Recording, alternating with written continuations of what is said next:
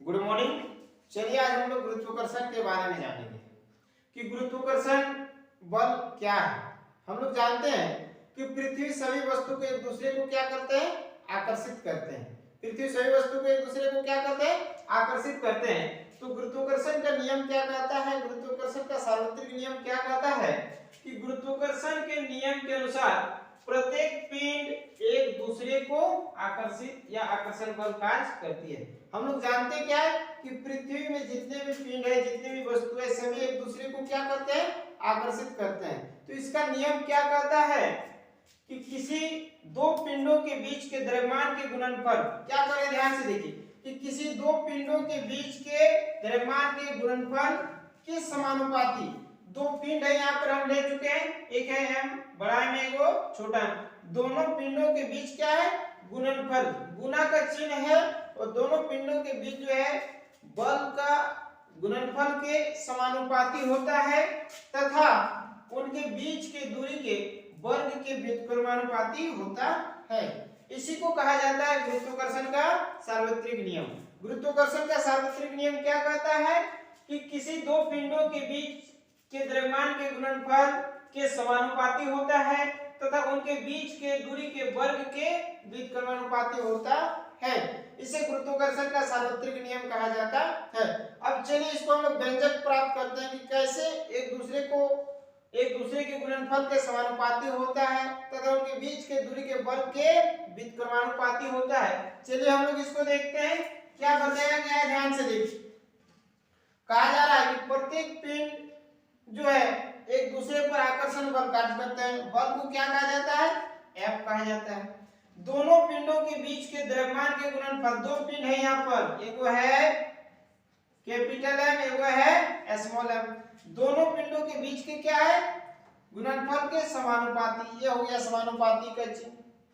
उसके बाद कहा गया है तथा उनके बीच के दूरी के वर्ग के व्युत्क्रमानुपाती। बल हो गया F, व्युत्क्रमानुपाती मतलब इसका उल्टा हो जाएगा, बट्टा में हो जाएगा। दूरी को क्या माने हैं यहाँ पर, r माने हैं, r हो गया। अब कहा गया है दूरी के वर्ग, वर्ग मतलब क्या हो गया मेरा, स्क्वायर हो गया। अब क्या हो गया, F समानुपाती 1/r का स्क्वायर हो गया। इसको मान लेते हैं इक्वेशन 2 मान लेते हैं, समीकरण 2 मान लेते हैं। अब ध्यान से देखें कि समीकरण 1 और 2 में क्या मिलेगा, F समानुपाती क्या हो जाएगा मेरा, m/r का स्क्वायर। अब ध्यान दीजिए यहाँ पर समानुपाती का चिन्ह है, समानुपाती के चिन्ह को हटाने के लिए समानुपाती नियतांक दिया जाता है। तो चलिए हम लोग यहाँ पर किसके बारे में पढ़ रहे हैं, ग्रेविटी के बारे में, g के बारे में। तो समानुपाती को हटा के g दे देते हैं तो हो जाएगा क्या, F = g m/r का स्क्वायर। चलिए दो पिंडों के बीच लगने वाले आकर्षण बल का फॉर्मूला निकल गया कि F = क्या होता है कि g/m/r²। अब जहां g को कहा जाता है समानुपाती नियतांक, जहां g को क्या कहा जाता है, जहां g समानुपाती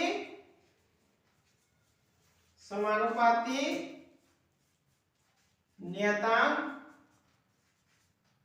है, g को क्या कहा जाता है, समानुपाती नियतांक। क्योंकि g को जो है समानुपाती के बदले लिखा गया है, इसलिए g को क्या बोला गया है, समानुपाती नियतांक बोला गया है। अब एक चीज याद रखिए, ये जो है कभी बदलने वाला नहीं होता है, इसका एक मान होता है।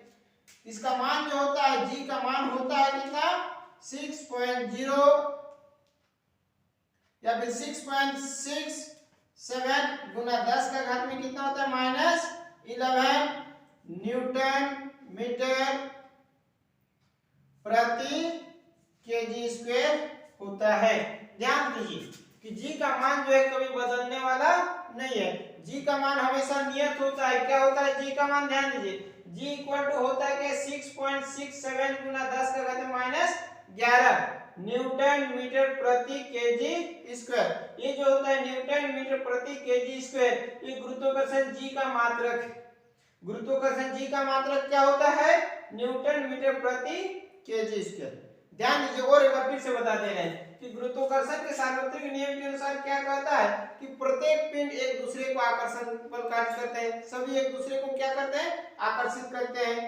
किन्हीं दो पिंडों के बीच, कई दो पिंड है लिखे हैं हम लोग कि किन्हीं दो पिंडों के बीच के द्रव्यमान के गुणनफल, दोनों पिंडों के बीच जो है, चलिए गुना का चिन्ह है यहाँ पर, गुणनफल के समानुपाती तथा उनके बीच के दूरी के वर्ग के व्युत्क्रमानुपाती।